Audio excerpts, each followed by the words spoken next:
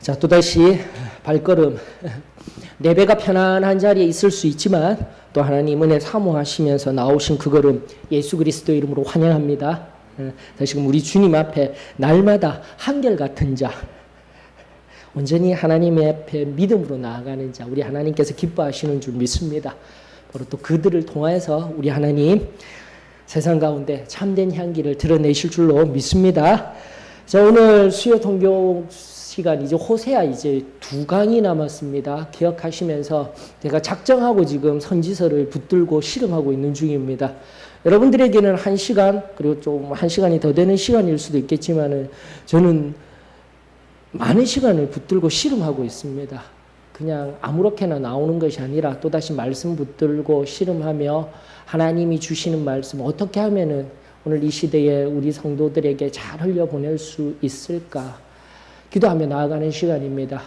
그래, 마음 같아서는 우리 성도들이 모두 한 분도 빠짐없이 나와서 함께 이 귀한 자리에 나아가고 싶건만 우리 지난주 마지막 강의에 드린 바와 같이 여러분들 하나님의 말씀이 선포되어지는 것 눈으로 보고 귀로 듣고 마음으로 깨닫기까지는 진정한 하나님의 은혜가 필요합니다.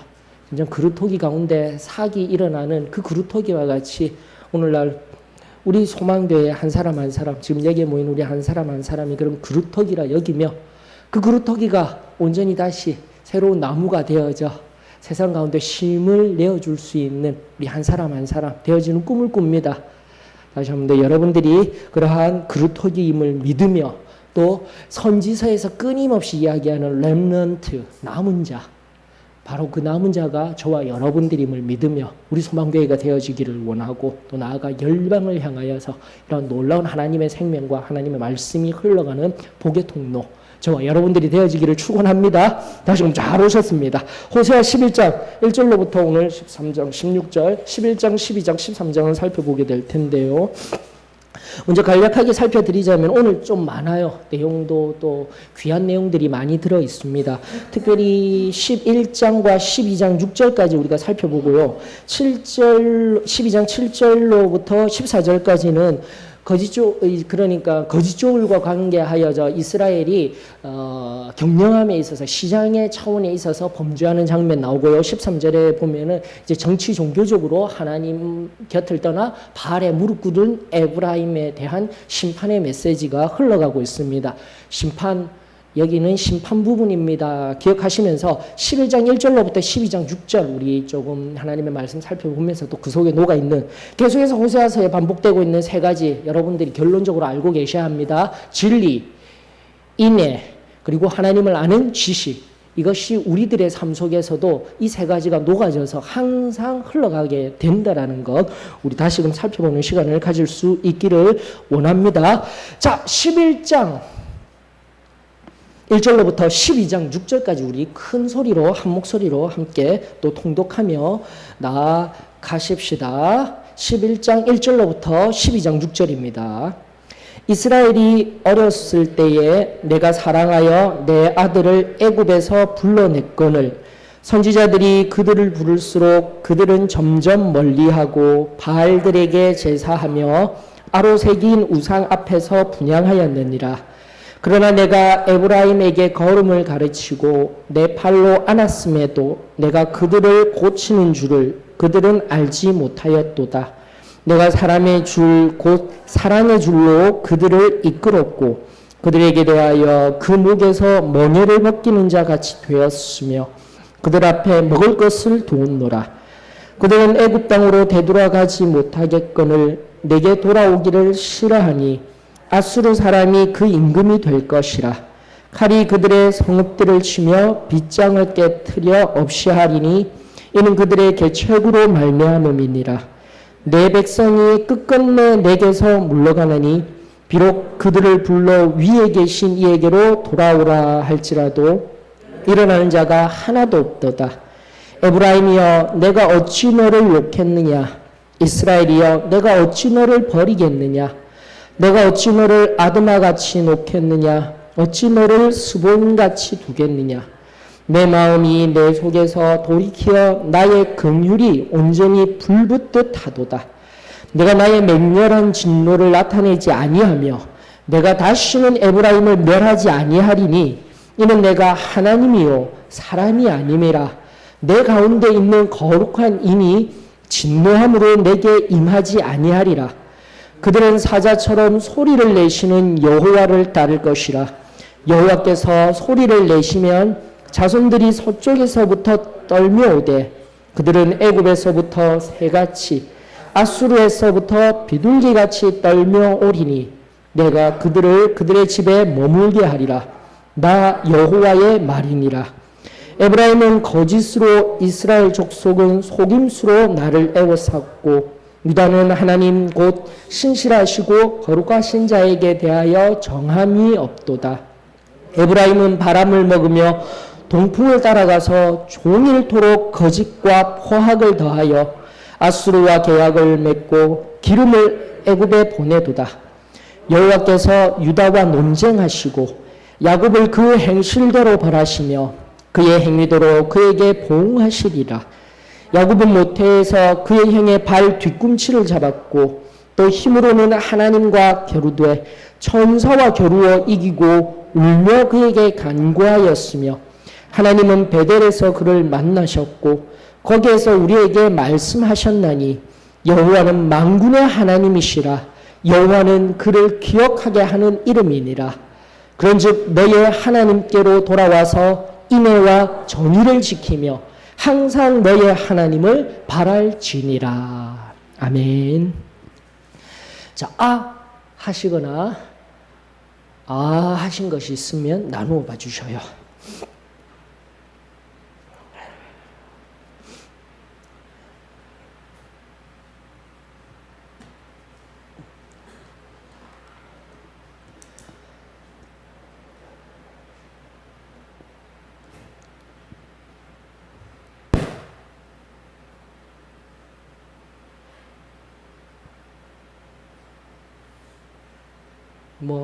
하얀 것은 종이요, 까만 것은 글씨로다, 이런 겁니까?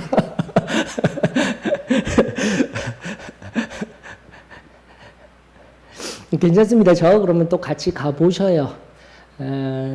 우리 호세아서 지금 계속 바라보고 있는데, 아모스, 제가 호세아, 아모스, 그리고 요나 이렇게 묶여져서 지금 가는 이 시점에서 요나가 처음이고, 그 다음 호세아, 아모스 이렇게 아모스 호세아든 어쨌든 이사야까지 거슬러 올라가서 이렇게 같은 시대에 비슷한 시대의 사람들입니다라는 것을 살펴보았을 때 요나를 통하여서 아수르도 변화했는데 하나님이 아모스와 호세아를 통하여서 호세 아모스 어디라고 했죠? 호세 아모스 누구에게요? 북이스라엘에게. 맞죠? 요나훔은 아수르에게. 이미 우리 성경 총론하면서 선지서 안 어렵습니다 하면서 제가 다 알려드렸던 내용인 거예요. 그러면서 아수르도 변했는데 그 이방도 변했는데 내 사랑하는 아들 이스라엘은 변하지 아니할까? 그 아버지의 마음을 너무 잘 알려주는 말씀이 호세아 아모스예요, 여러분들. 아모스는 특별히 좀 더 엘리트, 그 당시에 북이스라엘을 향한 엘리트 사회적인 전반적인 문제에 관하여서 선포하고 있고요. 호세아는 특별히 구약의 복음서라고 하였습니다. 우리 하나님의 사랑이 다 녹아져 있어요. 고멜을 평생 온전한 순결한 처녀가 아니라 음탕한 여인을 아내로 맞아서 직접적으로 몸으로 느끼면서 말하는 선지자를 통한 하나님의 마음, 간음하는 이스라엘을 향한 마음, 오늘 우리를 바라보며 느끼시는 아버지의 마음이 아니 되기를 원합니다. 우리라도 바로 서십시다.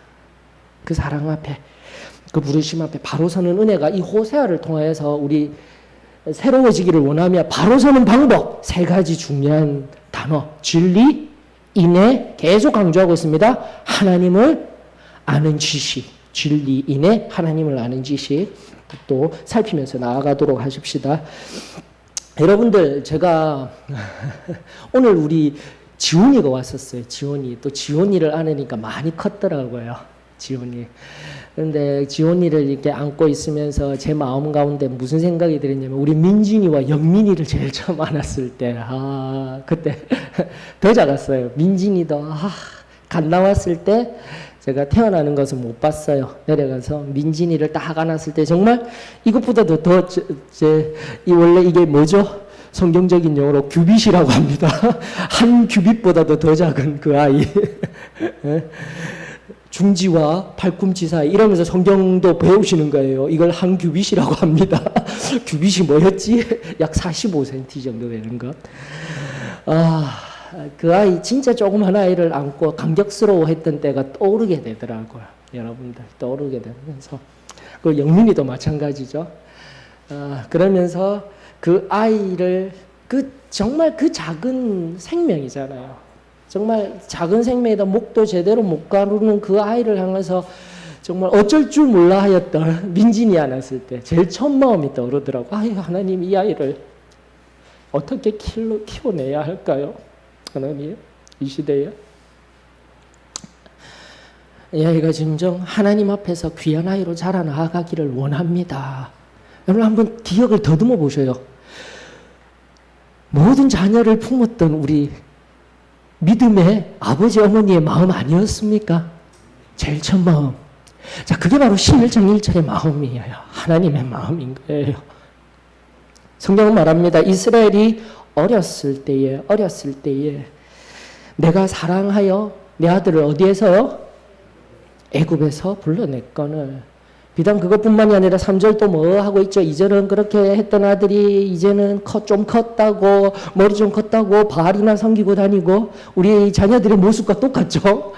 근데 3절에 또 뭐라고 했습니까? 내가 에브라임에게 걸음을 가르치고 그 아기를 안고 애굽이라는 곳에서 끄집어 올려내어서 그 아이를 광야에서 맞죠? 우리 잘 알고 지금까지 알던 것과 같이 그 광야에서 입히시고 먹이시고 그 옷을 헤이지 않게 하시면서 안으셨던 그 놀라운 사건. 바로 그 걸음. 광야로 불러들이셔서 그 걸음을 그냥 너 혼자 걸어라가 아니라 맞죠? 아버지가 그 손을 잡고 걸은 것과 같이 하나님의 구구절절한 아버지의 마음으로 이 이스라엘을 다시 한 번 더 기억나게 하고 그 사랑을 기억나게 하고 다시금 돌아오고자 하는 아버지의 마음. 오늘 우리들 가운데도 늘 끊임없이 들려지기를 원합니다. 우리 제일 처음 내가 은혜가 식어지면은요 가장 바람직한 마음의 상태는요 내가 제일 처음 은혜 받았을 때로 돌아가면 돼요. 내가 어떠한 은혜를 받았는지 어떠한 상태에서 하나님께서 은혜를 주셨는지 그것을 온전히 깨달아 알게 될 때 다시 한 번 더 내 무릎은 꿇어지게 될 것이며 하나님 앞에 겸비한 자로 서서 하나님의 은혜를 사모하는 귀한 자리에 들어가게 될 줄로 믿습니다. 나는 아이와 같은 자입니다. 선지서에 많은 선지자들이 그렇게 하나님 앞에 겸손히 서게 되었을 때 하나님은 그를 통하여서 일하시는 놀라운 장면들 여러분들 기억하시며 다시 한 번 더 이 시대에 아이와 같은 여러분들의 그 믿음을 통하여서 새롭게 일하실 수 있는 우리 하나님의 복의 통로들이 되었으면 참으로 좋겠습니다. 아버지와 아들과 같은 그 관계가 다시 한 번 더 11장 1절로부터 3절까지 기술되어져 있습니다. 그러면서 하나가 중간에 딱 더 들어가네요. 4절.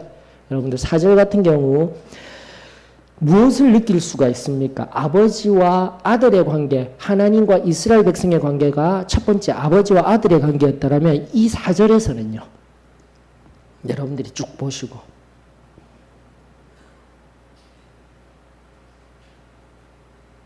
목자와 맞죠? 뭐 양이라고 하긴 좀 목자와 양이 이제 보편적으로 우리가 생각하는 건데 그냥 집에서 기르고 있는 맞죠? 가축과 같은. 근데 그 집에서 기르는 가축을 우리가 잘 알되 목자와 양의 관계는 서로 끌어안고 너무나 친밀한 관계라는 겁니다. 그냥 쉽게 목동들이 막 막대기를 치고 무언가를 얻기 위하여 생산적인 것을 무슨 생산물을 얻기 위한 관계가 아니라 정말 내 가족과 같은 마음으로 일하고 계시는 목자와 같은 우리 하나님의 마음을 읽어볼 수가 있습니다. 여러분들 여기 히브리 원어에 보면은 하나 빠진 게 있어요. 마지막에요. 내가 사람의 줄 곧 사랑의 줄로 그들을 이끌었고 그들에게 대하여 금옥에서 멍에를 벗기는 자같이 되었으며, 여기에 빠진 말이 뭐냐면은 내가 친히 구부려서,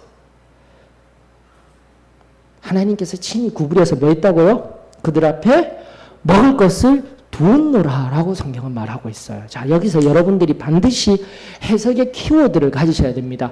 특별히 호세아서 11장을 통하여서요, 이제 8절로부터 8, 9절을 통하여서요, 무조건적인 선택에 관한 우리가 믿지 아니하는 교리가 등장하게 됩니다. 근데 왜 이 4절을 바라보면서 빼먹는지 모르겠어요. 성경은 전체적으로 바라보고 알아야 됩니다. 맞습니까?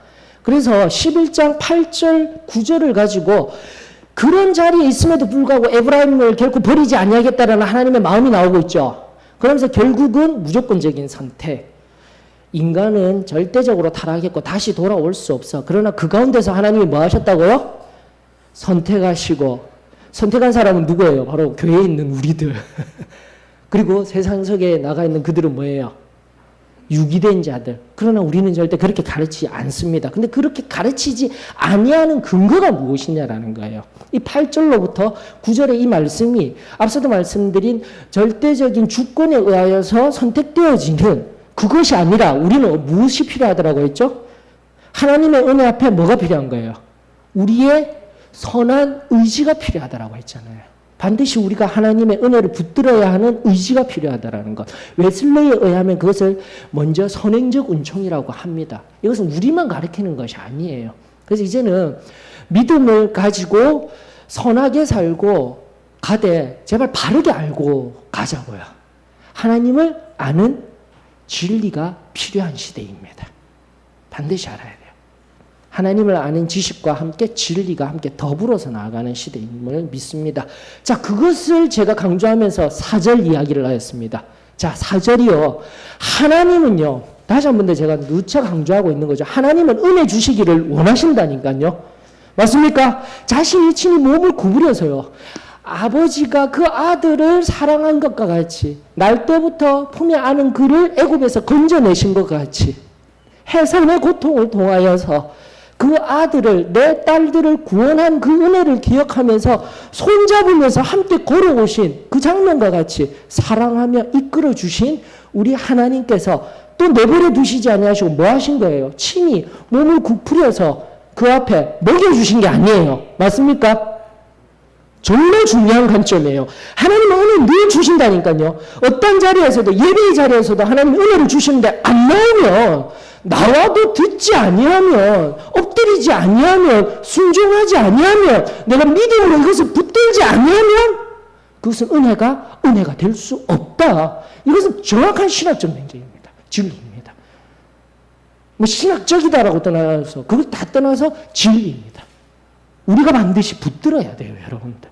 그게 우리가 배웠던 거예요. 물론 하나님이 은혜 주셔가지고 내가 간절히 원했는데도 안 되지만 하나님이 주셨습니다라는 거. 그 하나님이 주시는, 가만히 있어도 어떨 때는 바로 주시던데요. 그렇게 나오고 있는 그 시간과 그 걸음 또한 무엇이 작용한 거예요? 내 선한 의지와 함께, 물론 커다란 틀 안에서는 전부 다 하나님의 은혜입니다. 그러나 우리는 바로 말씀 앞에서 바로 서야 돼요. 4절 어떻게 이야기하고 있습니까? 다시 한 번 더 그 은혜를 그대로 먹여주고 하는 거 아니에요. 맞죠? 구부려서 그 앞에 먹을 것들, 내어줄 은혜들 다 베풀어 놓았어요. 그것을 어떻게 해야 돼요? 이제는 받아 먹고 쟁취하고 붙들어야 합니다. 근데 5절이 뭐라고 하고 있는 거예요?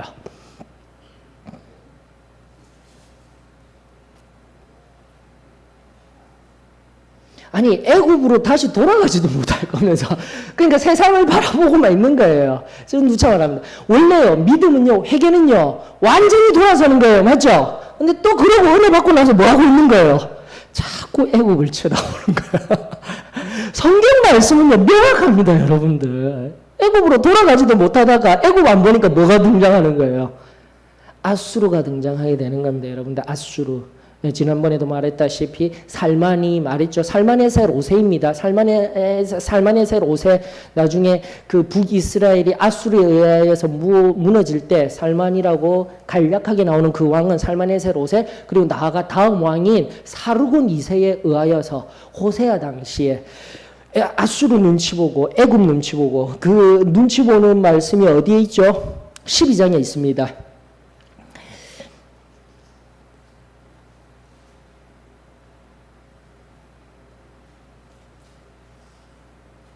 어디에 있습니까?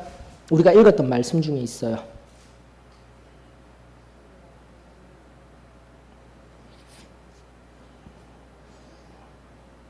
찾으셨어요? 저는 어려운데 안 가르쳐 드립니다. 12장 1절 읽어보셔요.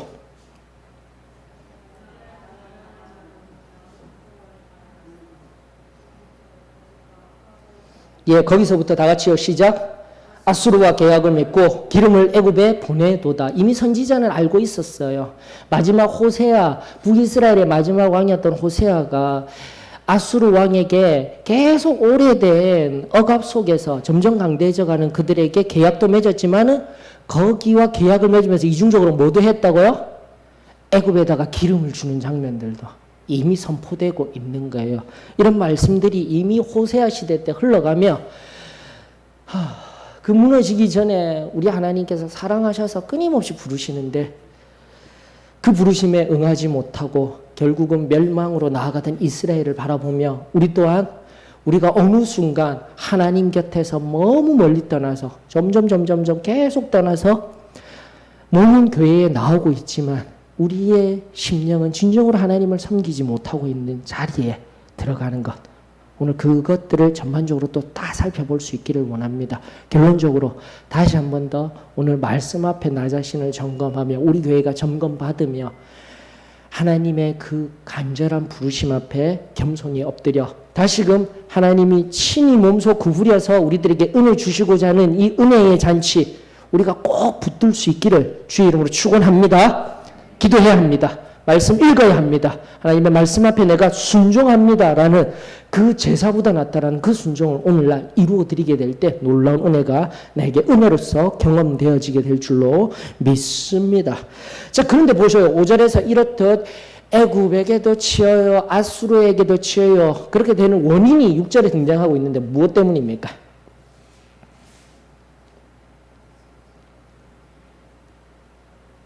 지금 이미 저는 다 가르쳐 드렸어요. 12장 1절까지 미리 앞서들면서 자신들의 계책이라고 생각한 여기도 잘 보이고 저기도 잘하고 하려다가 결국은 아수르한테 나중에 애굽에게도 아니 애굽이랑 나중에 아수르랑 막 싸워야 되는데 나중에 유다의 그 마지막 개혁 왕이 누구였죠? 개혁하는 왕?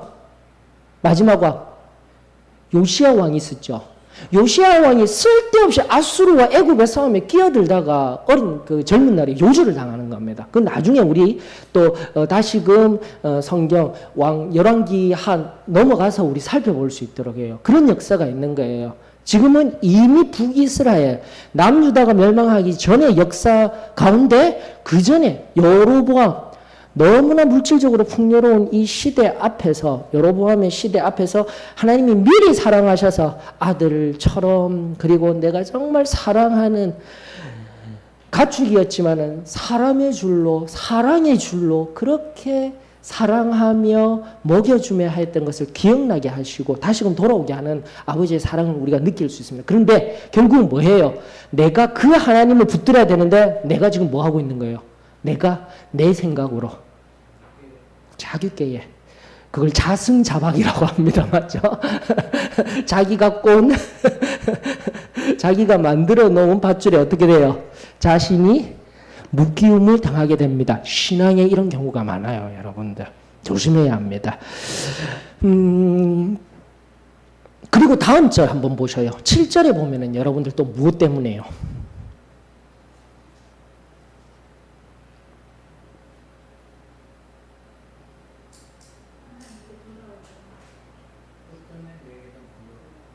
끝끝내 내게서 물러가고 돌아오라 하는데도 이렇듯 호세아를 보내고 아모스를 보내고 여러 선지자들을 보내고 하는데도 위에 계신 그분께 돌아오라 하는데도 어떻게 해요?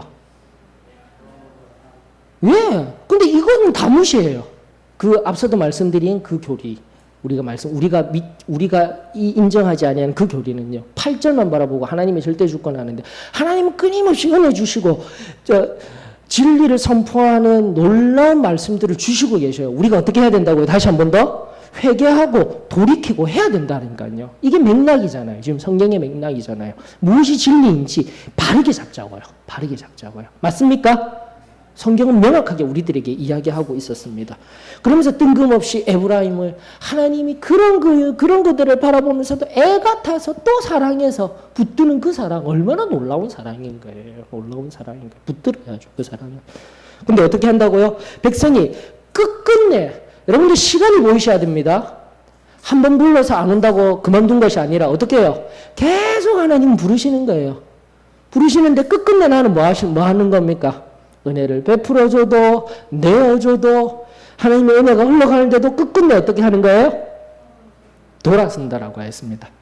우리 이번에 지금 누가복음 강의하면서 잠깐 멈추어서 있죠. 지난주 사두개인에게 이제 초점을 맞추어서 강의를 해드렸는데요. 제가 이 부분에 관해서 굉장히 깊은 묵상 가운데 들어가면서 정리가 좀 되더라고요. 여러분들 일단은 그 당시 예수님 당시에 바리새인과 사두개인들이 있었음에도 불구하고 위선자로서 맞죠? 예수님께 신랄하게 비판받는 세력이 무엇이었죠? 바리새인들이었습니다. 맞습니까? 바리새인들. 예, 그게요. 바로 은혜 후에 초기 좀 시간이 지나면서 지금처럼 세상적인 눈도 돌아가지게 되고 자꾸 유혹이 오게 될 때 초기에 우리가 조심해야 할 모습이 바로 바리새인들의 모습이에요. 위선이에요. 내 안에 조금씩 죄가 스며들고 있는데 나는 어떻게 한다고요? 죄가 없는 것 같이. 바리새인들과 같이. 그리고 뭘요? 자신들이 만들어 놓은 장로들의 유전, 자신들이 만든 것을 가지고 하나님의 말씀은 점점점 멀어지면 어떻게 해요? 우리가 만들어 놓은 것 가지고 점점점 더 이것이 옳습니다. 장로들의 유전이 옳습니다. 우리가 만들어 놓은 이것이 율법보다 더 대단합니다. 교단주의로 넘어가고요. 자꾸 위선의 모습들이 나오고요. 이게 바로 은혜 받고 초기에 우리가 조심해야 할 모습이에요. 근데 지금 사두개인들 하면서 제가 사두개인적인 요소, 우리들 가운데 죄적인 요소가 뭐라고 했죠? 중요한 것은 오랜이라는 거예요. 오랜. 그러니까 은혜 뒤에 오랜 신앙 하면서 생기는 거. 여러분들 기억하고 있습니까? 이번 주 설교 말씀 중에 나왔던 병 하나 있었죠. 고산병. 이거 좀 갖다 주세요. 위에 3층에 이게 안 나오네. 예, 여기 있습니다. 감사합니다. 우리 상륜이 최고야. 바로 움직이려고 해서. 자, 고산병이라고 하였습니다. 맞습니까? 고자는 이거 옛고자. 근데 옛고자도 진짜 재밌어요. 입이 10개가 있는 거예요. 네? 그래서 그 한자어도 하나하나 분석해서 살펴보게 되면 은혜가 있어요. 야, 입이 10개가 될 정도로 얼마나 오래되었어요. 그래서 옛고이라면 뭔가 좀 고풍스러운 게 좋은 의미가 있는데 저는 나쁜 의미로 사용하고 있습니다. 입이 10개나 되도록 아주 오래되고 뭔가 낡아져 있는 느낌. 그게 바로 고3 뭐라고요? 고3. 그러니까 오래된 세 가지 경자로 시작되는 뭐요? 신앙의 질병. 맞습니까? 신앙의 고3병 해도 되고요. 경신병이라고 제가 알려드렸잖아요. 반드시 알아야 돼요. 제가 사두개인을 바라보면서 바로 이거예요. 부활이 없다. 여러분 부활이 없습니까? 성경을 절대적으로 뒤집는 거예요. 주장하는 게 아니라 다원화된 상태에서 그것을 주장하는 하나의 원리가 아니라 주장이라는 그 용어가 뭐라고 했죠? 반대하다라고 했잖아요. 반대하다. 안틸로고라고 하였습니다. 안틸로고. 헬라어 안틸로고. 그것은 무언가에 대해서 반항하다, 반대하다래요. 즉 하나님의 진리를 뭐하고 있는 상태였어요. 사두개인들이. 그래요. 여러분 우리 안에 하나님이 제가 왜 거기 말씀 앞에 멈춰서 우리 자신을 들여다보냐면 우리의 삶이 이렇다니까요. 지금 살펴보셔요. 원래 진리였던 것들을 내가 밀어내고 원래 하나님 말씀이 우리들에게 가르쳐 주셨던 것을 밀어내고 지금 내가 그 진리들에 반항하며 신앙생활을 하고 있다라면 바로 그 오랜 첫 번째 뭐라고 했죠? 고3 오래된 거 첫 번째 오랜 경력이라고 했지 않습니까? 경력 경신병이라고 했어요. 그 다음 두 번째는요 오래된 경험 세 번째는요 오래된 그렇죠 김종호 형제님 경찰이라고 했잖아요. 경찰이라는 용어가 사람을 얘기하는 거 아닙니다. 경계할 경, 살필 차례예요. 이거 꼭 기억해 두셔요. 바리새적인 요소로서 나에게 위선자로서 은혜 초기에는 나타날 수 있는 내 안에 숨은 죄악이지만 사두개적인 요소로서요. 오래된 경력 속에서요. 내가 오래되었기 때문에 하나님 말씀을 다 아는 것 같은 착각 속에 살아갑니다. 무서운 거예요. 여러분들. 그리고 오래된 경험들. 나 옛날에 은혜 다 받았는데 경험 다 받았는데 큰일 나는 거죠. 그리고 세 번째 뭐예요? 이런 것들이 오래되다 보니까 뭘 하고 있는 거예요? 다 살피고 있는 거예요. 경계하고 살피고요. 바꾸어야 합니다. 여러분들. 이거 어떻게 바꾸어야 할까요? 오래된 경력 어떻게 바꾸어야 할까요? 그러니까 새롭게 바뀌어야 돼요. 저는 이거 어떻게 표현하냐면은 나는 이 교회에 오래되었고요. 내가 이 신앙 가운데 오래되어서 그거 하지 마셔요. 그런 거 없이 신입생 OT하는 마음으로 예배 한번 참석해 보세요. 진짜. 신입생 오리엔테이션 하는 마음으로 여러분들 예배하고 지금 신앙생활을 다시 한번 해보셔요. 여러분들 대학을 갔다든지 아니면 회사에 처음 입사했다든지 요즘에 보니까 텔레비전에 보니까 SK텔레콤 선전 재밌게 하더라고요. 아빠가 그 딸의 첫 번째 직장을 가졌을 때 딸아 이러면서 뭐라고 막 얘기하던데 그 첫 마음이 정말 중요한 거예요. 신앙은요. 매일매일이 새날이다라고 여겨질 때 은혜가 있습니다. 그게 성경이에요. 맞습니까? 내가 오래된 신앙의 경력 때문에 지금 다람쥐 쳇바퀴 같은 생활을 하고 있다면 그거 잘못된 거예요. 여러분 제가 자꾸 신학적으로만 얘기한다라는 이 말은 절대 진리입니다. 이러면 큰일 나기 때문인 거예요. 신학적으로 이런 자리에 있다라면 신앙이 약해진 게 아니에요. 신앙이 없는 겁니다. 신앙이 없다라는 말은 믿음이 없고 지금 내 상태가 어떻다라는 거예요. 지금 예수님 오시면 어떻게 되는 거예요? 약한 게 아니라니까요. 제발 이제는 바로 우리가 하나님 말씀 앞에서 우리 자신을 바로 깨달아야 돼요. 이런 오래된 신앙 경력 때문에 사두개적인 요소 때문에 내가 지금 아무런 하나님의 말씀과 하나님의 은혜의 풍성함에 나아가지 못한다라면 다시 한 번 더 매일이 새날입니다. 매 예배가 하나님 앞에 은혜가 있습니다. 이런 마음으로 다시금 나 자신을 점검하셔요. 그래서 제가 예배 올 때마다 후다닥 오지 말고 어떻게 하라고요? 우리 정말 중요한 준비기도 시간 11시 예배가 시작되면 11시 30분부터 와서 여기에 그냥 가만히 있는 것이 아니라 내 마음을 준비시켜서 하나님의 은혜를 사모하며 앉아 있어야죠. 그러면서도 예배가 은혜가 안 되고 찬양이 은혜가 안 되고 목사님 설교가 은혜가 안 되고 이거 다 여기에 문제가 있는 거예요. 지금 바로 알아야 합니다. 제가 왜 여기서 잠깐 멈추어져 있냐면 6절이 바로 그러한 신앙 6, 7절의 상관 속에서의 점점 굳어져간 이스라엘의 모습들이 바로 여기에서 보이는 거예요. 이런 모습들이. 경험들은 어떻게 되어야 됩니까?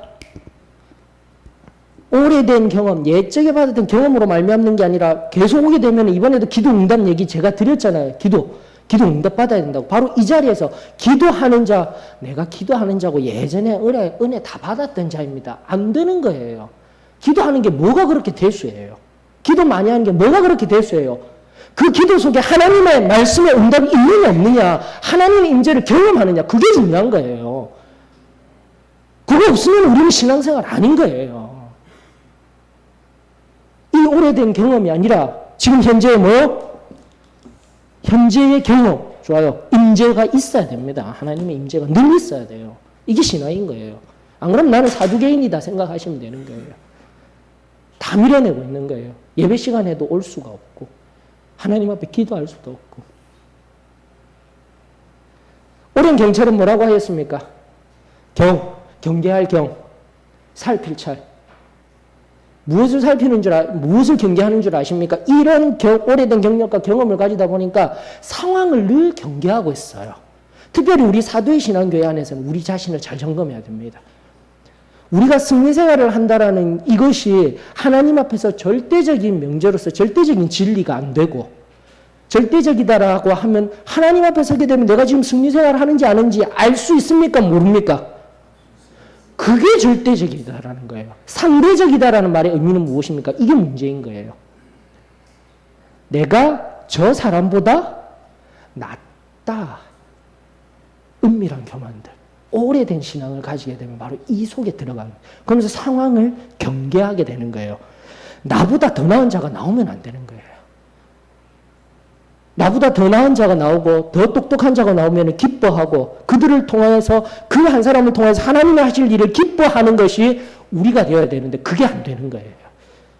나보다 더 나은 자가 나오고 어떻게 하든지 경계하고 살펴서 밀어내는 거예요. 쓸데없는 불평불만이라는 이게 바로 사단이 지금 일하고 있는 원리인 겁니다. 제가 설교라서 그냥 간단하게 했지만은 이런 성경 공부 시간을 통해서 오늘도 호세아서를 바라보면서 얼마나 감사했는지 몰라요. 이게 바로 지금 북이스라엘의 물질의 만능과 함께 오늘날과 같은 비슷한 시대를 살아가는 참된 신앙의 모습인 거예요. 참된 신학이 아니라 그 당시 사람들의 모습이 지금 우리 신앙에 투영이 되는 거예요, 여러분들. 그리고 제가 어떻게 하라고 했죠? 이 부분은 잠깐 멈춰서 했죠. 경을. 그러니까 이걸 상황을 살피는 거예요. 처음에는. 안 되는 사람은 무엇을 살핀다고요? 앞서도 말씀드렸다시피 이 오랜 경력과 경험에 빠져서 사두개적인 죄를 가지고 있는 사람들은 상황을 살핍니다. 상황을 경계하는 거죠. 상황을 경계하고 누구를 살펴요? 타인이라기보다는 내 사랑하는 형제 자매를 끊임없이 살피고 있다니까요. 무서운 거예요, 여러분들. 타인을 살피고 있어요. 근데 제가 어떻게 바꾸라고 했죠? 무엇을? 경외하라고 했잖아요. 누구를요? 상황을 살피지 말고 뭐요? 하나님을 경외하고 하나님만 바라보면 돼요. 상황은 안 보여요. 하나님 앞에 진정으로 거룩한 자리에 쓰게 되면은 이 은혜의 깊은 자리에 다시 한 번 더 현재의 그 하나님의 임재를 경험하며 늘 예배와 늘 삶이 하나님 앞에 선 것 같이 되면은 하나님 앞에 서 있는데 하나님을 경외하는 삶이 되지 무슨 상황이 아닙니다, 여러분들. 믿음은 바로 이렇게 되어져야 되는 거예요. 믿습니까? 하나님을 경외함으로 바뀌어야 되고요. 또 뭐요? 자기 자신을 살피게 되는 거예요.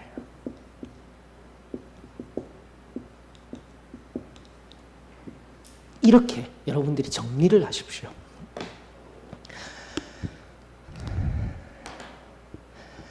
다시 한 번 더 우리 가운데 사두개적인 요소, 그러면서 부활이 없다. 하나님의 말씀조차도 진리조차도 밀어내면서 예배도, 그래서 제가 한 가지를 예를 드렸잖아요. 예배도 우리가 하나님 앞에 안식일, 사도의 신앙교회가 아니라 진정으로 우리는 예배 드리는 자라면 주일날 온전히 드려야 됩니다. 하나님 앞에 예배 온전히 드려야 돼요. 시간 내어줘야 돼요. 근데 내가 주일날 한 번 예배 드리는 거, 이거 누가 정한 겁니까? 그래서 제가 기본만 좀 하자고요. 기본만. 우리 예배만 좀 제대로. 내가 다른 데 얘기 안 하는데 예배 다른 데 뭐 소그룹 참석하고 이런 얘기 안 한다니까요. 제발 하나님의 주의 날 오전 예배, 오후 예배, 그리고 어떤 시간요? 수요 예배. 와야죠. 하나님 앞에 은혜 받았다라면 내 삶의 주인이라는데 왜 그토록 목사님이 애가 타게 하였는지. 그런데 이게 기본인 거예요. 근데 그건 누가 정해서 주일날 한 번 11시 예배만 오면 돼요. 세상이 지금 어떤 세상인데 그것도 힘든데 그럼 누가 정한 거예요? 자신을 뒤돌아보셔요. 상황을 살피지 마셔요. 하나님을 바라보게 되면 내가 어떻게 지금 신앙생활을 재정비할 수 있을지 하나님이 알려주시고 함께 하시며 참된 진리가 무엇인지 가르쳐 주실 줄로 믿습니다. 제가 철저하게 기본적인 것만 이야기하고 있는 거예요. 그러면서 물질의 부분도 마찬가지죠. 무기명 속에 숨지 마시라고 하였습니다. 무기명으로 해서 어떤 날은 11조 냈다가 하나님 앞에 예배드리러 오는데 아무런 빈손으로 터널터널 오는 거, 이게 지금 몇십 년째 이러고 계시냐고요. 저 기본적인 거, 가장 기본적인 거. 물질 앞에 치면은 우리 신앙 다 무너진 거예요. 하나님 앞에 당연히 드려야 될 것 못 드리고 있다라면 다시금 새로워져야죠. 그 두 가지, 신앙의 기본기 두 가지. 시간의 헌신, 예배, 물질의 헌신, 11조. 그 다음에 감사 헌금과 같이 해서 어떤 예배 올지라도 빈손으로 오지 말고 1,000원이라도 내시라니까요. 아니요, 100원이라도 내셔야 돼요. 그게 하나님 앞에 당연히 드려야 될 것. 그 다음 뭐 하라고요? 구제, 세 가지로 끝. 그리고 하나님의 성령님의 입가에서 목적 헌금이 또 선포되어지게 될 때 그때 성령이 임하시면 성령에 의해서 하시라니까요. 신앙생활 다시 정립해야 됩니다. 그리고 세 번째, 하나님과 가까워지기 위해서 뭐 하라고요? 말씀 읽기, 묵상을 통해서 기도하기. 저는 아주 기본적인 것만 지금 이야기했던 겁니다. 그러나 오랜 시간을 하게 되면요, 그건 기본도 아니에요. 그거는 목사님 얘기예요. 아니요. 성경 말씀 속에서 가장 기본을 지금 얘기 드린 거예요. 오히려 하나님이 말씀하시는 것. 세 번째 제가 뭐라고 했습니까? 죄하면 세 가지만 생각하라고 했습니다. 첫 번째 뭐요? 첫 번째 죄하면 바로 짓는 죄. 알고 짓는 죄. 자범죄가 아니라 뭐요? 고의로 범하는 죄. 밑재림이라고 하였지 않습니까? 뻔뻔스럽게 알면서도 단수가 아니라 복수라고 하였습니다. 밑재림해가 계속 반복되는 죄. 그게 고범죄. 그건 당연히 짓지 않게 된다라니까요. 그리고 두 번째 원리적으로요. 두 번째 뭐요? 내가 모르고 짓는 부지중의 죄. 맞죠? 내 성품에 의하여서 아직도 다듬어지진 성결함 받지 못한 것에 대해 다른 사람에게 함부로 말하고 막 벌떡벌떡 화내고 했던데 나는 몰랐는데 나중에 성령님을 통해서 그리고 우리 앞서간 신앙의 선배들을 통해서 그리고 말씀을 통해서 깨달아지게 되었다라면 그게 이제 뭐가 되는 거예요? 부지죄로 있다가 그때는 내가 모르던 죄였지만 이제는 뭐가 되는 거예요? 내가 범하였던 죄가 되는 거예요. 그러므로 뭘 해야 된다고요? 회개하고 배상해야 된다니까. 이거 안 되면 안 되는 거예요. 가장 간단 명료하게 제가 다 알려드리고 세 번째가 뭐라고 했습니까? 야고보서에 근거한 선을 알면서도 행하지 않은 죄예요. 그래서 하나님 말씀 알아야 된다니까요. 그래서 오히려 내가 선을 몰랐으니까 지금까지 괜찮은데 하나님 말씀 더 몰라야지. 큰일 나는 거예요. 우리가 하나님 앞에 갔을 때. 그런데 왜 이토록 제가 기본과 이 모든 것들을 하나하나 이야기를 하는지 우리 함께 하나님 앞에서 우리 자신을 점검하며 우리가 받았던 순전한 것들 그 단순함을 통하여서 그 단순한 은혜들 속에서 우리의 삶이 어떠하였는지 점검하며 말씀 앞에서 점검받으며 우리 새롭게 하나님을 기쁘시게 하며 하나님 뜻 안에서 우리가 이 땅에 소망을 두고 살아가는 자 아니잖아요. 맞죠? 그것은 부수적으로 하나님 주신 거잖아요. 이 땅에서 잘 살고 가는 것이 아니라 우리의 첫 번째 목적은 어디입니까? 영원한 천국 아니었습니까? 이게 식어져 가고 있어요.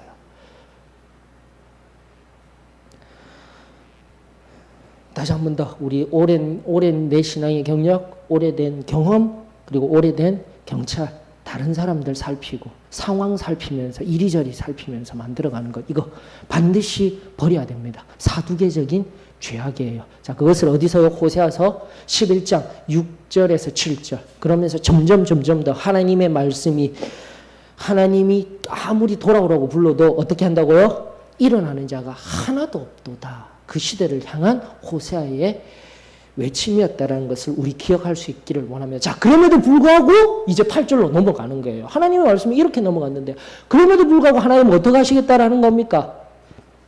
에브라임이여 내가 어찌 너를 놓겠느냐. 이스라엘이여 내가 어찌 너를 버리겠느냐.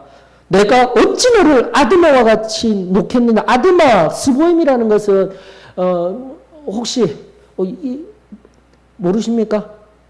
다 아십니까?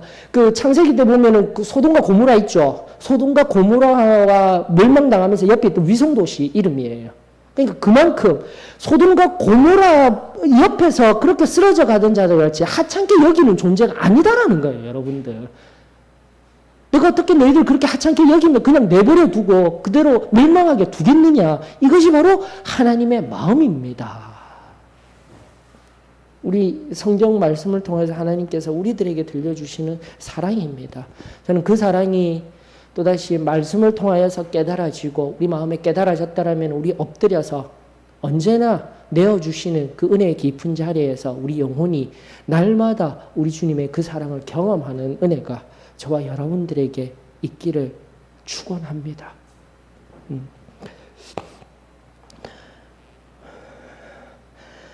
그러면서 8절에서 9절 우리가 살펴보게 되면은요, 여러분들 8절에서 그렇게 하면서 내 마음이 어떻다라고 아버지의 마음이 이야기하고 있습니까? 내 마음이 내 속으로 돌이켜. 하나님도 돌이키시잖아요. 여기서 돌이키다라는 용어, 지금까지 우리가 쭉 살펴 회개하자. 너희들도 돌이켜야 된다. 근데 나도 어떻게 하겠다는 거예요.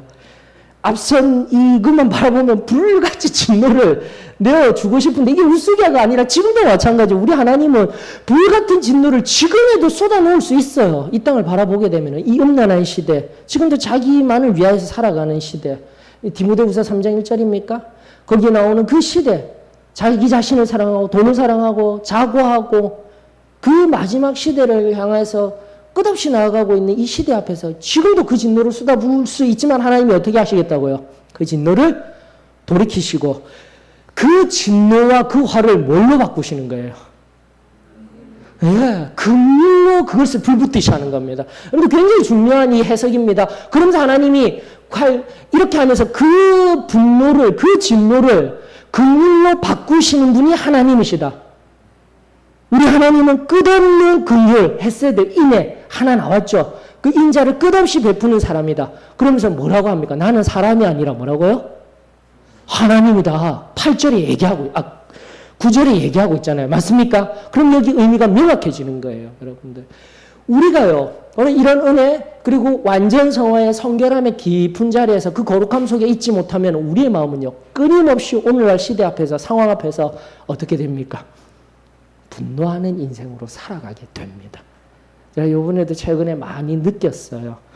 얼토당토 아니한 얘기를 우연히 들게도 하시고요. 여러 가지 막 내가 그 자리에 개입해서 막 말하고 싶었는데 하나님께서 만지시면서 기도하게 하시더라니까요. 기도하고 나니까 하나님이 편안함과 잔잔함을 주시던데요. 근데 바로 그렇게 사람이 아닌, 사람은 진노하고 화내면서 막 다다다다가 할 수 있지만은 사람이 아닌 하나님이시기 때문에 하시기 때문에 그 다음 성경은 뭐라고 말하고 있습니까? 내가 너희 가운데 있는 거룩한 이다라고 얘기하는 거예요. 그것이 거룩이에요, 여러분들. 진정 성결과 거룩은 뭐냐면요. 바로 내 속의 진노, 상황의 문제성 속에서 하나님 앞에 잠잠히 거할 수 있는 그 은혜가 바로 거룩인 줄로 저는 믿습니다. 이게 바로 우리의 거룩이에요.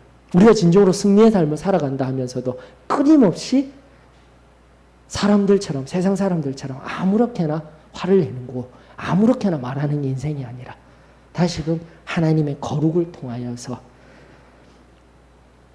우리 하나님 앞에, 사람 앞에 온전히 승리하며 내 안에 부어주신 하나님의 참된 평안을, 그 긍휼한 마음을 세상 가운데 온전히 전할 수 있는 저와 여러분들이 되었으면 참으로 좋겠습니다.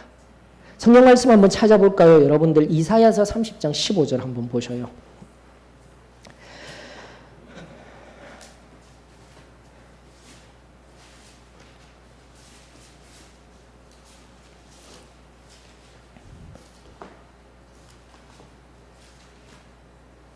이사야서 30장 15절요.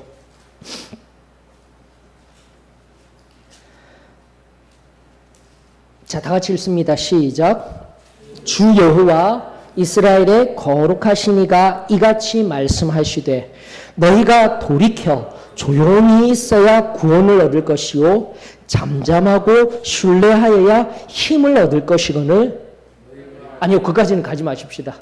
우리가 구원을 받고 우리가 힘을 얻는 요소가 무엇입니까? 조용히 잠잠히 그분을 신뢰하는 거예요.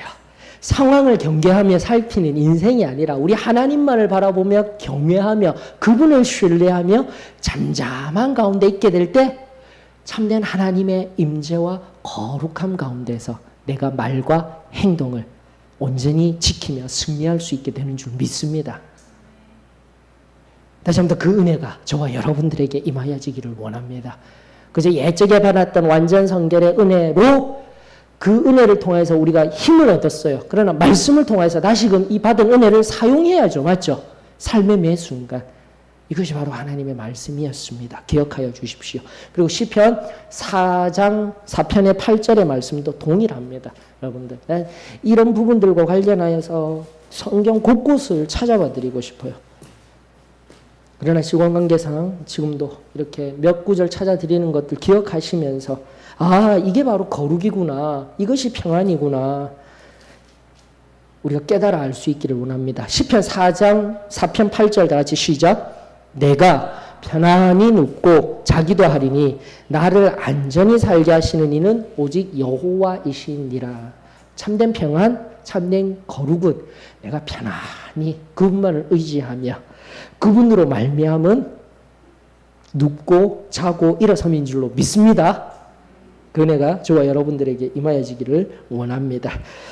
자, 일단 10절, 11절도 이렇듯 사자와 같이 그분을 경외하며 참된 평안이 찾아오는 거예요. 경외함의 평안입니다. 여기서 말하는 것들은요. 10절, 11절 경외함으로 말미암은 평안. 나의 영원한 내 집에 그 참된 평안이 임하게 되어질 줄로 믿습니다. 그러면서 마지막을 향해 한번 가보십시다.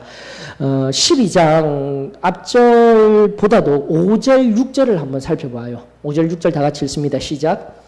여호와는 만군의 하나님이시라. 여호와는 그를 기억하게 하는 이름이니라. 자, 여호와는 그 이름을 기억하게 하는데 특별히 어떤 이름을 기억한다고 성경 말하고 있습니까? 만군의 하나님. 다시 한번 더 승리하시는 하나님이셔요. 만군의 하나님. 다시 한번 더 어떠한 이름보다도 만군의 하나님이라는 것은 전쟁에 능하신 하나님, 만군의 하나님이셔요. 여러분들 지금도 거룩과 연관된 것은 다른 거 아닙니다. 삶 속에서 죄와 이기는 승리인 줄로 믿습니다. 이게 바로 성경의 흐름이에요, 여러분들. 성경의 흐름. 그러므로 거룩이 얼마나 중요한지 몰라요. 내가 거룩을 지켜서 다시 한번 책에서 우리가 그 세 가지 은혜는 구원, 성결, 성령 침례에 이렇게 3단계지만 우리가 그 은혜를 경험하였다면 지금도 끊임없이 우리가 먼저 되어져야 할 은혜는 뭡니까? 거룩이에요. 그 거룩을 통하여서 범죄하는 자리에 들어가지 아니하게 되고요. 구원의 은혜를 늘 경험할 수 있고요. 바로 그 거룩, 온전한 헌신을 통하여서 내 안에 끊임없이 비어진 내 심령에 무엇이 임하게 되는 겁니까? 성령의 충만한 역사가 끊임없이 일어나는 게 된다고요. 성령 충만해 주십시오. 성령 충만해 주십시오. 막 기도하고 은사주의와 같이 하는 것이 아니라 다시 한 번 더 완전한 성화에 그 거룩의 깊은 자리에 들어가게 되면 성령 하나님께서 내 안에 충만히 임하시며 세상 한가운데 온전한 승리를 허락하여 주실 줄로 믿습니다. 만군의 주 여호와의 그 이름이 그런 저와 여러분들을 통하여서 온전히 드러내는 은혜가, 선포되는 은혜가 있기를 원합니다. 자, 6절 보셔요. 그러면서 우리 하나님이 원하시는 거 다 같이 읽습니다. 시작. 그런즉 너희 하나님께로 돌아와서 인애와 정의를 지키며 항상 너희 하나님을 바랄지니라. 정리하십시다. 여러분들 지난번에도 제가 3개 뭐라고 했죠? 지금 호세아서가 끊임없이 이야기하는 3가지 단어 반드시 아셔야 됩니다. 마지막으로 정리하십시다. 첫 번째 뭐죠? 진리입니다. 그 시대가 4장 1절에 보면, 호세아서 4장 1절에 보면 잃어버린 거 3가지가 있다고 했죠? 진리. 뭐라고 하죠? 히브리어로 에메트입니다. 에메트. 진리. 그 다음에요? 인애. 인애는 밑으로 갈게요. 인애. 인애라고도 하고 긍휼이라고도 하고 끊임없는 사랑이라고도 하였습니다. 뭐죠? 히브리어? 헤세드입니다. 그 유명한 헤세드가 바로 이 용어예요. 인애로도 나오는 헤세드. 그 다음에 뭐죠? 하나님을 아는 지식, 아는 것이라고 되어 있는데 오늘은 지식까지 갈게요. 왜냐하면 것, 아는 이라서 제가 히브리어 야다. 야다는 그냥 압니다가 아니라 뭐라고 해요? 인격적인 관계성에서 그 모든 것을 아는 거라고 했습니다. 그것을 뭐라고 하냐면 다하트라고 합니다. 다하트. 그래서 에메트, 다하트, 헤세드. 이것이 바로 호세아서를 통해서, 아니 엄밀히 말해 우리의 삶 속에 흘러가야 될 것이에요. 자, 어떻게 흘러가야 된다라고 했습니까? 첫 번째는 무엇을? 진리, 이 에메트라는 진리를 깨닫기 위해서 무엇을 알아야 된다고요? 항상 유기적으로 이게 연동이 되고 있다고 했죠? 3가지가 반드시 함께 필요하다고 했어요. 뭐죠? 첫 번째, 성경. 진리를 알려고 하면 뭘 알아야 된다고요? 하나님의 말씀, 성경을 알아야 되죠. 그 다음 하나님을 아는 지식은요, 또 무엇을요? 성경과 함께? 성령. 맞습니까? 성령. 그 다음에 이 성경을 아는 것, 말씀이라고도 할 수 있겠죠. 말씀, 성경, 그 다음에 하나님을 아는 지식, 이렇게 말씀과 함께 하나님을 아는 지식과 함께 유비되는 관계 뭐죠? 기도. 말씀, 기도가 필요한 거예요. 성경과 말씀, 성령과 기도가 함께 가야 되는 거예요. 결코 하나만 하는 거예요. 그러므로 인해서 무엇을 알 수 있다고요? 성경과 말씀을 통해서 진리를 아는 겁니다. 진리라는 에메트라는 것을 제가 또 다르게 알려드렸어요. 진리 뭐 참된 도리, 예수 그리스도, 말씀 여기까지 왔는데 하나 더 알려드렸죠. 충성이라는 게 있다라고 하였습니다. 충성. 에메트의 용어 속에는요, 충성이 있어요. 그러므로 성경 말씀을 통해서 내가 충성된 자로 끊임없이 갈 수가 있는 거예요. 성경 말씀 모르면은요, 끊임없이 하나님이 기뻐하시는 충성된 자가 될 수 없을 뿐더러 또 다른 의미, 충성의 의미는 바로 끝까지 하나님 앞에 충성된 삶을 살아갈 수 있는 요소가 뭐라고요? 성경 말씀인 거예요. 그리고 성경 말씀을 늘 충성되게 끊임없이 읽어야 되는 겁니다. 어제 읽었다고 끝나는 것이 아니라는 거죠. 이 원리들이 녹아있는 거예요. 이 진리라는 에메트 속에서요. 호세아서가 말하는 이 진리라는 용어 속에. 성령 기도는 말할 것도 없고요. 하나님을 아는 이 지식을 반드시 성령을 통하여서 성령께서 친히 우리들에게 말씀하여 주시는 것, 기도를 통하여서 알아가는 것. 이게 바로 다아트, 야다의 관계예요. 하나님께 기도하지 아니하고는 하나님의 임재를 경험할 수가 없습니다. 반드시 중요해요. 신앙생활에 있어서. 그러면서 이내는 뭐라고 했죠? 여러분들? 제가 이 성령과 함께 성령만 알면 안 되고 이 시대에 무엇을 알아야 된다고 했어요? 문화. 여러분, 문화라는 것은 딱히 정의하기는 어떠한 학자들도 문화를 따로 정의하는 건 힘들어요. 문화라는 것은요, 어떤 사회, 어떤 집단, 어떤 개인에게 있어서요, 물질적으로, 정신적으로 시간의 흐름 속에서 내어준 유산과 같은 거예요. 문화라는 이 정의 자체는.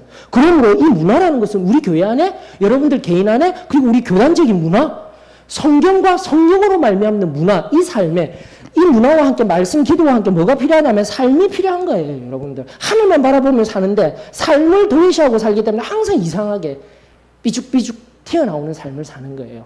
그러면 이게 바로 인애와 관련된 겁니다. 그러므로 성경과 성령, 말씀과 기도로 인한 문화와 우리의 삶은, 우리 교회의 삶은 어떻게 되어야 된다고요? 인애가 되어야 되는 거예요. 헤세드가 되어야 되는 거예요. 긍휼히 여기는 아버지의 은혜가 항상 우리들 가운데 흘러가야 되고 우리 또한 어떻게 해야 된다고요? 인내한 삶을 사는 거예요. 예수 그리스도의 십자가의 그 사랑을 경험한 저라면은 여러분들이라면 어떻게 해야 되는 거예요? 내가 그 사랑을 다른 이에게도 충고하는 사람, 문화가 되어야 되는 거예요. 앞서도 말씀드린 그 사두개적인 요소가 끊임없이 문화가 되어서 우리를 괴롭게 하면 더 이상 안 되는 거예요.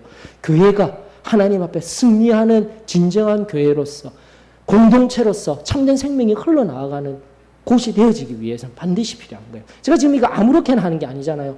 호세아서가 말하고 있는 이 말씀 속에서 하나하나 끄집어 올리고 있는 거예요. 그러면서 실제적인 적용 어떻게 한다고 했죠? 이 성경 말씀을 읽기 위해서 하나님의 말씀을 관해서 관찰을 해야 된다고 하였습니다. 세밀하게 살펴야 되는 거예요. 하나님이 우리에게 이 66권의 말씀을 주셨어요. 우리는 말씀의 종교입니다. 이 말씀을 통해서 진리를 깨달아 합니다. 근데 하나님 말씀을 전혀 알지도 못하고, 그래서 이거 뭐라고 했습니까? 그러나 하나님의 말씀을 관찰해서 뭘 해야 된다고? 성령으로, 기도로서 해석해야 되는 거예요. 근데 관찰이 빠지고 성경 말씀이 빠지면 해석 어떻게 하고 있다고요? 내 마음대로. 성령님이 주신 거야 하면서. 신앙은 각자의 신앙입니다. 저는 절대 동의하지 않습니다. 신앙은 성령 하나님께서 우리들에게 주시는 놀라운, 하나 되게 하시는 놀라운 일입니다. 아닌가요? 진리가 무엇인지 우리에게 명확하게 가르쳐 주시는 분, 성령 하나님 맞으시죠?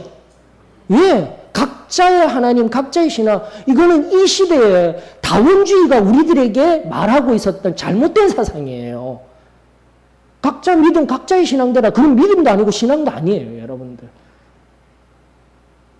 그래서 그 사람이 처한 믿음대로, 그 신앙대로 그냥 살아가게 냅둬. 아니에요. 교회는 바로 하나님 앞에 참된 하나님의 말씀과 진리를 가지고 어떻게 해요?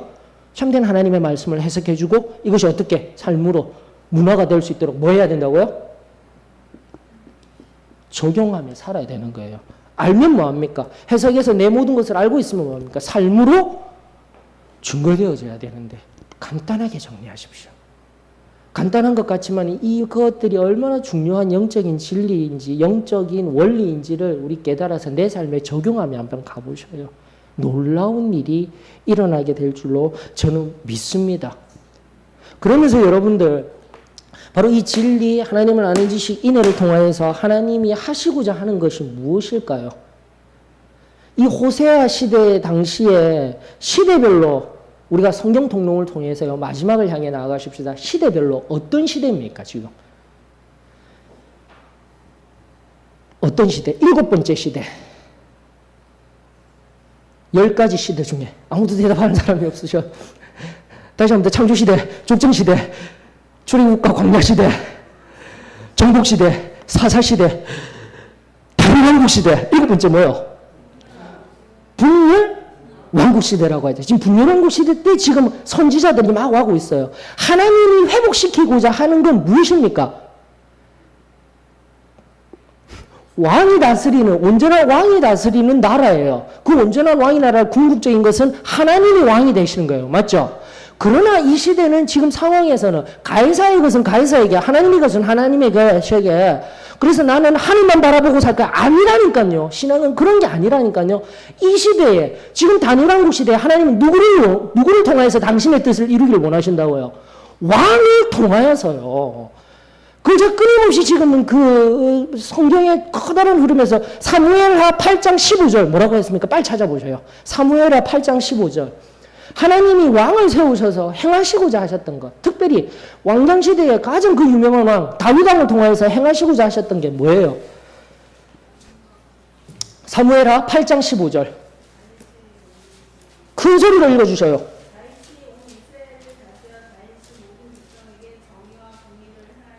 아멘. 맞죠? 제가 이 용어와 함께 하나 정의를 아모스서. 그럼 아모스서 5장 24절입니까? 어디로 가야 되죠? 아모스서.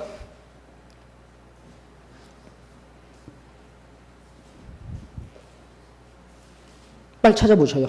아모스서 24장입니까? 4장입니까? 14장? 아모스서 5장. 5장에 있죠. 24절 맞습니까? 예, 24절 읽어주셔요. 맞죠? 그 정의는 뭐냐면은 하나님의 뜻, ጼ데크라고 했죠. 맞죠? 하나님의 뜻. 그런데 여기서도 성경이 조금 통일성을 실까지 개혁 성경이 말한 방금 우리 그 호세아서 12장 6절에 이야기한 인애와 정의하는데 공개예요. 미슈파트예요. ጼ데크가 아니에요. 명확하게 하나의 통일성을 이루어야 한다면 공입니다. 즉 하나님의 ጼ데크, 정의를 통해 우리의 삶을 바로 이런 하나님을 아는 진리와 하나님을 아는 지식 그리고 인애를 통하여서 이 삶을 통해서 무엇이 흘러가게요? 공의가 이루어지게끔. 맞습니까? 이게 지금 제 구약이 말하는 커다란 관점이라고. 하나님이 우리를 당신의 자녀 삼으시고 당신의 백성 삼으시고 우리 한 사람을 부르실 우리 삶이 승리의 삶, 단순하게 승리의 삶이라고 이야기하고 있지만 구약 성경이 말하는 우리의 삶의 원리라고 끊임없이 이야기하였습니다. 맞습니까? 다윗왕, 왕 같은 제사장이라고 했어요. 그러므로 오늘날 은혜 시대를 통해서 예수 그리스도께서 그 모든 것을 완전하게 이루시고 그 예수 그리스도의 작은 예수로서 살아가는 우리 왕 같은 제사장으로 삶을 살아갈 때 하나님의 정의, 바로 이러한 삶의 원리를 통해서 어떻게 해요? 승리하는 삶, 단순한 삶 맞아요. 그 삶이 바로 이 말씀의 원리 속에서 이 삶을 살아내며 하나님의 공의가 흐르도록 살게 하는 삶이 바로 우리들의 의무인 거예요, 여러분들. 가만히 앉아 있는 게 아니라. 그걸 또 어떻게 하라고? 하나님은 지키라라고 명령하고 있는 겁니다. 호세아서에서. 아멘이시죠? 내가 지금 무엇을 해야 하는지. 그저 교회만 왔다 갔다 하는 삶이 아니라 정말 하나님이 기뻐하시고 하나님이 원하시는 삶이 무엇인지 말씀을 통해서 우리가 온전히 깨달아서 이 말씀이 하나님의 생명의 숨결입니다. 그리고 성령 하나님이 이 말씀을 통해서 일하십니다. 이것이 기독교 신앙의 기본인데 우리가 그 기본에 얼마나 지금 벗어나 있었는지를 깨달아서 바로 와야 돼요. 바로 와야 돼요. 우리가 주었던 그 단순한 신앙에서. 또 다시 말씀 찾아봅니다. 사무엘 이사야서 9장 7절. 마지막 두 절만 찾고 우리 끝냅시다. 이사야서 9장 7절 한번 보셔요. 누가 먼저 찾으신 분이 큰 소리로 읽어주셔요. 이사야서 9장 7절.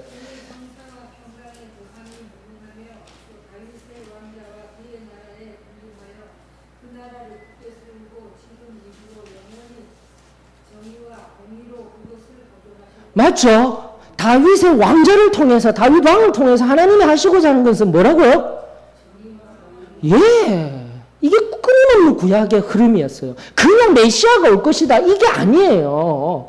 로마 시대를 정복할 막강한 왕이 올 것이다. 아니에요. 성경이 말하는 것은 바로 그 정의를 통해서 우리 공의를 이루는 삶. 또 볼까요? 이사야서 16장 5절 또 읽어보셔요. 이사야서 16장 5절. 이것을 이루시는 분이 누구십니까?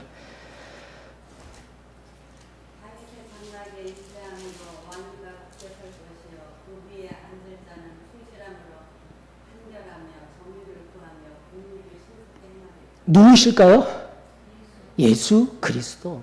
또 뭘 행하시는 거예요? 정의와 공의예요. 끊임없이 성경이 말하였던 겁니다. 예레미야서 23장 5절 볼까요? 예레미야서 23장 5절. 이사야 다음에 있습니다. 이건 우리가 다 같이 보고 우리들에게 이제 마지막으로 도전 받으십시다. 예레미야 23장 5절. 또다시 예수 그리스도를 통하여서 우리가 반드시 행하여야 할 일. 다 같이 읽습니다. 시작. 여호와의 말씀이니라. 보라, 때가 이르리니 내가 다윗에게 한 의로운 가지를 일으킬 것이라. 그가 왕이 되어 지혜롭게 다스리며 세상에서 정의와 공의를 행할 것이며. 다시 한번 예레미야서 23장 5절, 이사야서 16장 5절을 통해서 예수 그리스도, 예수 그리스도가 내 안에 참된 주인이 되시며 승천하시고 우리들에게 부탁하신 일, 단순하게 땅끝까지 복음 전하는 거요. 아니, 창세로부터 구약 성경을 통하여서 또 신약을 넘어서 예수 그리스도께서 친히 우리들에게 말씀하시고 지금까지 말씀이 우리들에게 이야기해 준 것은 바로 정의, 곧 하나님의 뜻, 바로 이 원리, 호세아서가 말하는 이 원리를 통하여서 하나님 앞에 무엇을 이루는 건요? 미슈파트, 하나님의 공의, 하나님의 진정한 공의를 이루어 드리는 삶. 그것이 우리가 앞전 세대는 단순하게 승리하는 삶, 죄에서 승리하는 삶이라고 하지만 제가 말씀을 통해서 이제는 죄에 짓는 것은 하지 말자가 아니라 어떻게 해요? 하나님 말씀대로 하자. 그렇게 되면은 승리하는 삶, 하나님의 뜻을 이루는 삶, 온전한 하나님 손에 붙들린 삶이 되어지게 될 줄로 믿습니다. 말씀을 통해서 우리 도전받고 늦은 것 아닙니다. 깨달아져서 선을 알게 되었을 때 우리 선을 알았으면 무엇을 해야 되죠? 행하여야 합니다. 마태복음 7장 마지막에도 행했던 것들 뭐 하고 있죠? 반석 위에 세운 집, 저와 여러분들이 되어지기를 원합니다. 말씀을 듣고 뭐 하는 자요? 행하는 자. 말씀을 듣고 행하는 자. 이것이 끊임없이 성경이 우리 믿는 자들에게, 진정한 하나님의 자녀들에게 오늘 사도의 신앙교회를 통해서 승리의 삶을 살아간다라고 우리 이야기하며 고백하며 나아갔던 우리들에게 다시금 도전하시는 하나님의 놀라운 말씀이 되어지기를 주 이름으로 축원합니다. 자, 기도하고 마치고요.